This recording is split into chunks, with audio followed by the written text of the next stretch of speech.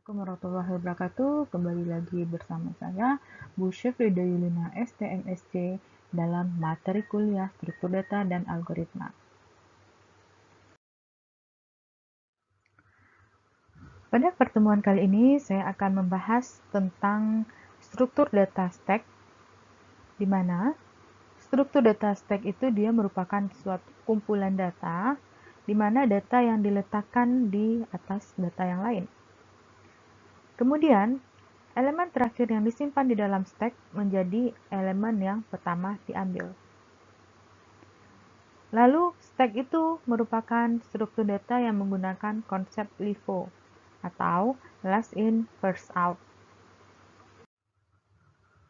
Mari kita lihat lebih lanjut tentang struktur data stack ini. Misalkan Anda punya sebuah kotak. Kotak ini nantinya akan menampung data-data yang ada di dalam memori komputer kalian. Kemudian, misal saya punya 3 buah data. Dalam gambar ini saya analogikan ke dalam bentuk bola, 3 buah bola. Ada bola 10, 20, dan bola 30. Kemudian, ketiga bola ini akan saya tampung atau saya simpan ke dalam stack tadi. Maka sekarang setelah 10 masuk, maka 10 akan menjadi posisi teratas dari stack. Kemudian saya ingin memasukkan data yang kedua. Misal bola 20. Maka sekarang 20 itu menjadi posisi teratas di dalam stack. Kemudian saya ingin memasukkan bola yang ketiga, yaitu bola 30. Maka sekarang isi dari stack saya pada posisi teratas adalah 30. Stack ini memiliki sebuah variabel top yang menunjukkan data pada posisi teratas. Untuk menambahkan data pada stack, biasa dikenal dengan istilah push data. Sementara, untuk mengambil data dari dalam stack, maka dikenal dengan istilah pop data. Operasi pada stack selalu dilakukan pada posisi top. Pada operasi push data ke dalam stack, maka pertama kali stack akan diinisialisasi dengan nilai topnya sama dengan min 1. Artinya, stack dalam keadaan kosong. Kemudian saya akan push data 10 ke dalam stack, maka sekarang nilai dari variabel top akan berubah menjadi 0. Kemudian saya push data yang kedua, 20. Maka sekarang nilai dari variabel top sama dengan 1. Begitu selanjutnya, saya push data yang ketiga, maka sekarang variabel top akan menjadi 2. Pada operasi push ini, setiap terjadi operasi push, maka nilai dari top akan bertambah 1 pada saat data di-push ke dalam stack-nya. Sekarang mari kita lihat bagaimana ilustrasi data di-pop dari sebuah stack. Bisa dilihat di dalam gambar saya memiliki sebuah stack dengan isi datanya ada 3 buah. Data pada posisi teratas memiliki nilai top sama dengan 2. Maka, jika saya ingin melakukan operasi pop yang pertama kali, maka 30 akan hilang dari stack kita. Dan nilai top akan berubah menjadi 1. Kemudian setelah 3 hilang dari stack, berarti sekarang yang menjadi posisi top adalah data 20. Lagi saya ingin melakukan operasi pop dari stack, maka 20 akan keluar dari stack dan nilai dari top berubah menjadi 0. Sekali lagi, saya pop data dari stack 10, maka 10 akan hilang dari stack dan nilai dari top akan menjadi min 1. Artinya stack sekarang dalam keadaan kosong. Begitu selanjutnya jika ingin melakukan operasi pop, nilai dari variabel top akan berkurang sebanyak minus 1.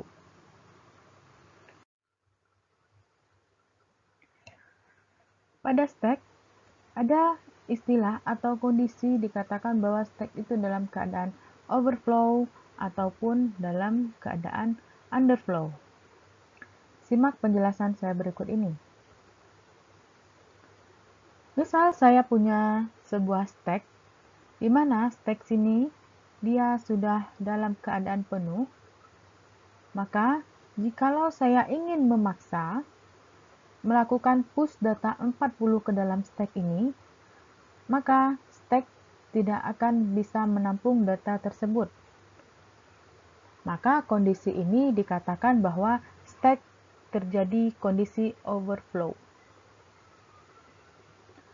Kemudian, selanjutnya, saya punya stack dalam keadaan kosong.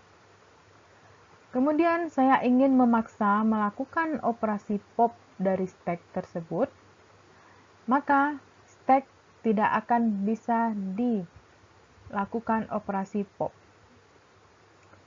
Kondisi ini disebut dengan kondisi underflow.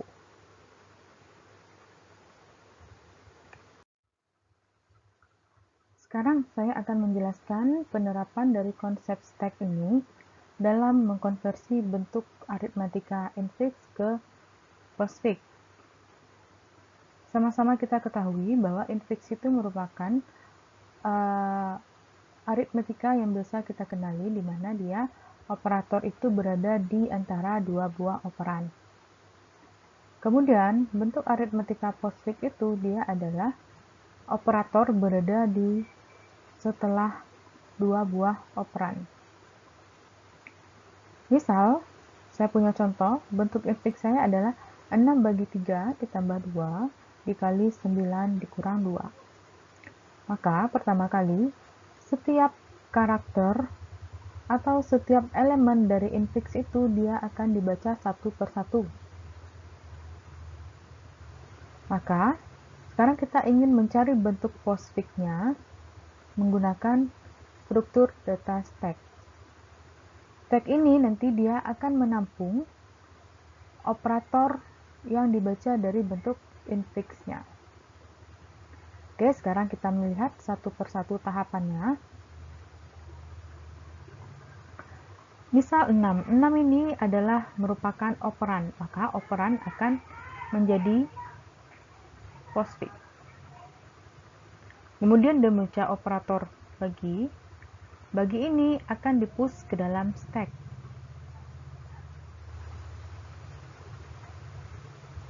Operan 3 dia akan ditampung ke dalam postfix. Pada saat membaca karakter atau operator tambah, maka di sini akan terjadi proses swapping atau pertukaran. Isi dari stack akan dipop dan diletakkan di dalam postfix.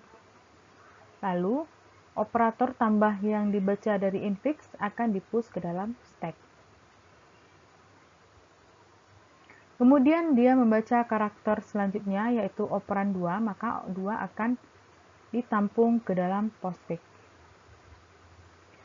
Selanjutnya, dia membaca operator kali, maka kali tidak akan di-swapping dengan tambah.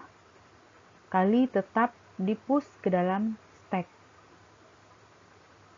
Kemudian, membaca elemen 9 atau operan 9. 9 akan menjadi postfix-nya. Lalu, kita membaca elemen operator kurang, kurang ini akan di swapping terhadap isi dari stack. Stack kita berisi 2 buah operator, maka akan di pop 2 buah elemen dari stack.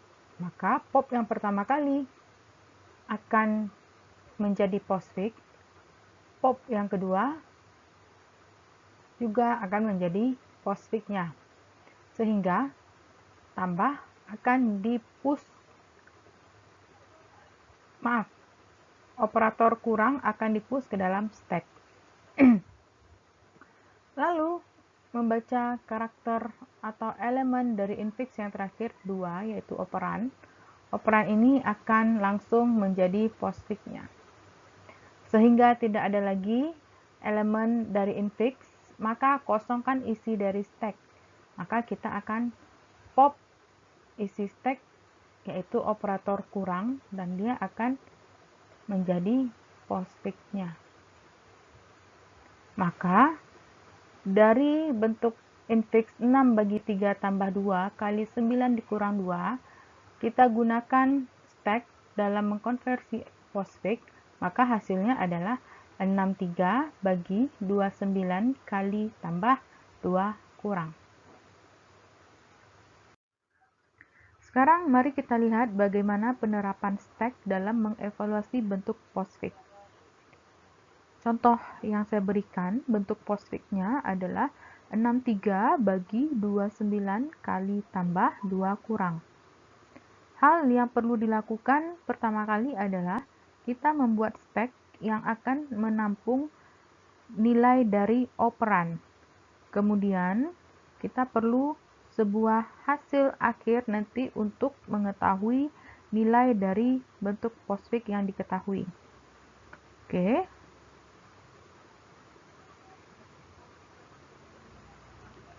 Satu persatu karakter yang ada di dalam postfix akan dibaca. Yang pertama kali 6. 6 itu merupakan operan, maka 6 akan di-push ke dalam stack. Karakter selanjutnya 3 juga operan, maka 3 akan di-push ke dalam stack. Lalu karakter yang dibaca itu adalah sebuah operator bagi, maka operator bagi ini dia akan dilakukan operasi terhadap 2 buah nilai dari stack. Maka tahapannya adalah pop pertama kali, lalu pop kedua kali elemen yang ada di dalam stack, lalu lakukanlah operasi sesuai dengan operatornya. Maka 6 bagi 3 hasilnya adalah 2. 2 ini merupakan operan, maka dia wajib di push ke dalam stack. Lalu kita lanjut membaca karakter dari postfixnya, yaitu 2. Maka 2 ini di-push ke dalam stack. Selanjutnya 9 juga di-push ke dalam stack. Lalu operator kali, lakukanlah operasi terhadap 2 buah data dari stack. Maka kita wajib untuk pop 2 kali elemen data dari stack.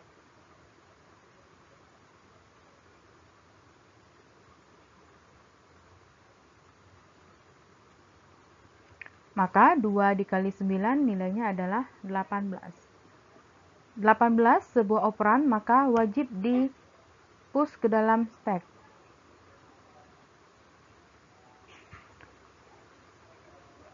Selanjutnya, karakter yang ada di dalam postfix yaitu operator tambah.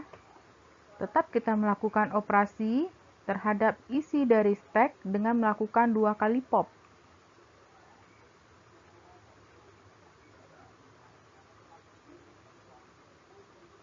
Maka 2 ditambah 8 nilainya adalah 20.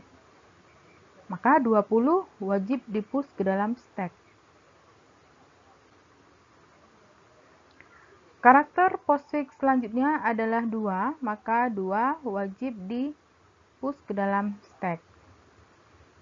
Terakhir, karakter yang ada di postfix yaitu operator kurang, maka pop 2 buah elemen data dari stack, lakukan operasi sesuai dengan operator yang dibaca.